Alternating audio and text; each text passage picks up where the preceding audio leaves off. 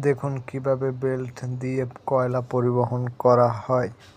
জীবনে না দেখে থাকলে এখন দেখে নিতে পারেন। এই কয়লা একদম মেশিনের ভিতরে গিয়ে পড়ে এবং এই কয়লা একদম নদীর কাছ থেকে জাহাজ থেকে উত্তোলন করা হয়।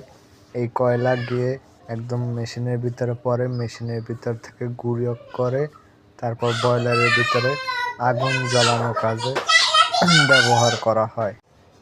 এই মেশিনটির কী কাজ আমি বলি। এই মেশিনটি দ্বারা বেল্ট টাইট করা হয়। বেল্ট যে কোনো সময় এই মেশিনটির কাজ হলো কয়লার যত ধূলিকণা বা ছাই, উড়ন্ত ছাই এগুলো পরিশোধিত করা হয় দেওয়া হয় এই মেশিনটি দ্বারা। এই মেশিনের মাধ্যমে যত ছাই উড়ে ওইগুলো পরিশোধিত করা হয়। আর এই মেশিনটি হলো ইলেকট্রিক পাওয়ার ম্যাগনেট। এই মেশিনটি দ্বারা বেল্টের ভিতর থেকে যত লোহার টুকরা বা লোহার কণা উঠিয়ে ফেলা হয় চুম্বকের সাহায্যে। আর এই স্প্রের দ্বারা যত ধুলা বালু ওগুলো নিষ্কার করা হয়।